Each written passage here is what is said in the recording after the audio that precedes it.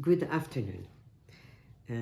Today we'll be learning Aseret hadibrot, part 5, dibra 5, part 1.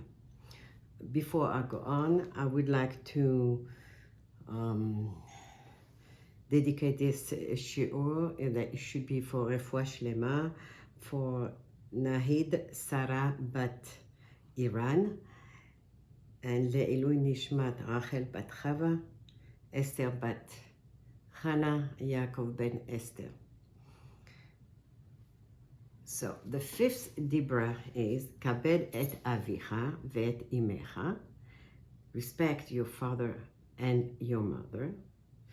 Lema'an yarichun yamecha, so that you may live a long life. Al adama, on the land, asher Hashem Elokecha noten lach, that Hashem is giving you. This is the fifth commandment, the fifth dibra. If one respects and honors his parents, he will live a long life on the land in Eretz Yisrael.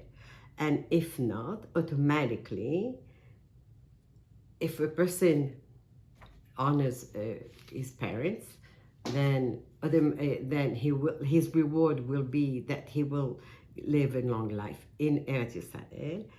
Automatically, if he does not respect and honor his parents, automatically he will not be blessed with a long life in Eretz Yisrael.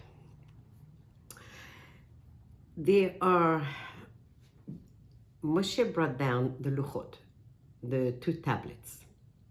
Each one had 5. On each side there were 5 commandments, 5 dibrot. First one had 5 and the second one had 5. Now,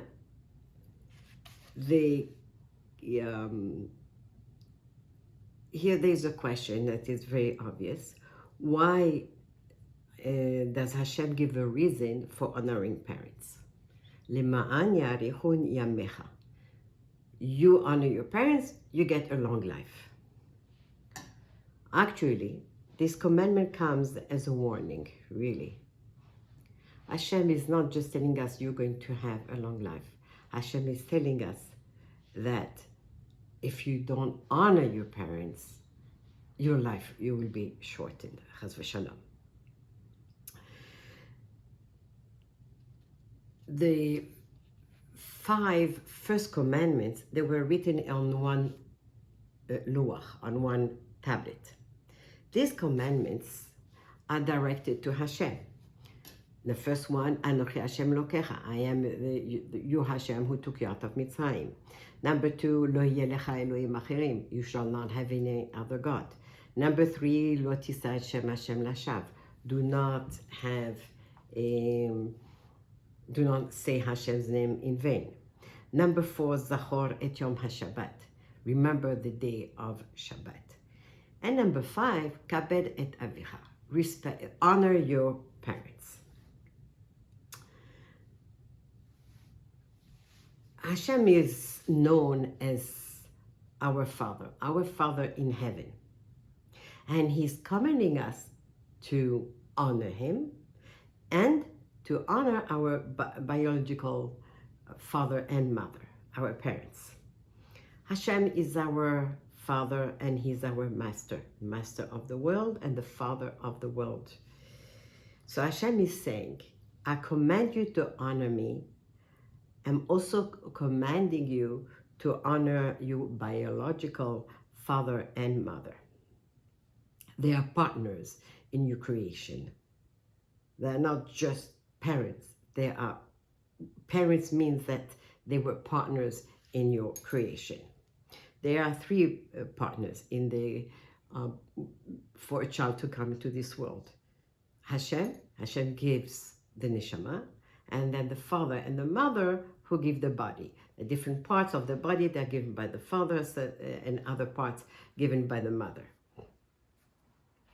The Torah is telling us to honor our parents without really describing us how we are supposed to honor them. And the reason is because we can learn how to honor our parents from the 4 previous commandments. it's not just by chance that the fifth commandment is part of the first tablet. So how? In number 1, right, we said Hashem said to accept him as the God, as the master of the world, right? To honor him by affirming and recognizing his existence. So too, we must honor our parents by recognizing that the fact that they are the ones who brought us into existence. Number 2, dibra number 2, second commandment was, Lo yelecha, you shall not have any other God, right? Because one who has another God, who does avodah zarah, he denies the existence of Hashem, and he denies everything that Judaism, Yahadut is all about. So too, someone who tries to substitute his parents by someone else. We're not talking here in the case of adoption or in special circumstances. We're talking about regular life. Number 3, Lo tisa Hashem Hashem lashav. Do not pronounce Hashem's name in vain. We may not use Hashem's name in vain to swear falsely or for no good reason. Like swearing in vain, like it's not necessary to swear. So too, we are not allowed to swear falsely or in vain for no good reason using our parents' name. Number 4, Zachor et Yom HaShabbat lekadesho.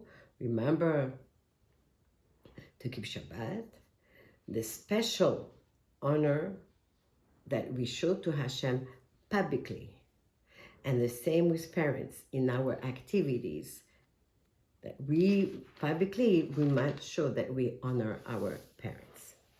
Rabbi Shimshon Raphael Hirsch says, all previous commandments are all based on Yetziat Mitzrayim, right? Hashem Lokecha, I'm your Hashem, because I took you out of Mitzrayim. Everything is based on Shabbat. Also, because remember, you were in Mitzrayim and you worked 7 days. Each one of them has to do with Mitzrayim. In Matat Torah, when Hashem gave us the Torah, Hashem revealed, he told us his will, that he expects of us, what he expects of us, and that he wants us to acknowledge him, to recognize him as the one who directs our fate, our lives. He's the guide of all our acts. Yetziat Mitzrayim and Matat Torah have been passed down as a tradition. These are events that took place. This is our history, which are the basis of our acceptance of Hashem and submitting ourselves to him, to Hashem, as the guide and director of our history and of our lives. So these facts are actual historical truth. We know them to be the truth, but they depend on traditions being passed down, transmitted faithfully by parents to children, and on the willingness of children accepting that tradition from the hands of their parents.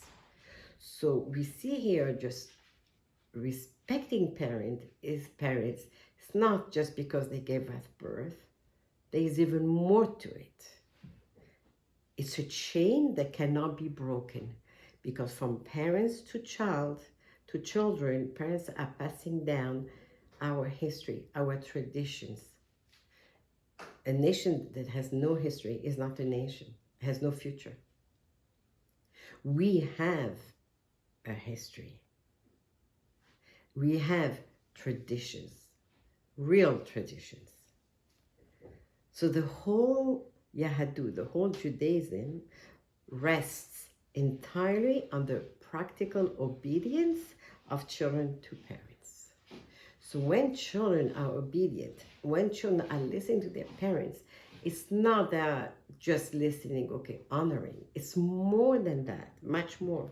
And kibud avaim is the basic condition for the eternal existence of the Jewish nation. Because if they don't listen, then they don't listen to just things that are not important. Like you tell your child, pick that up or bring me or whatever it is.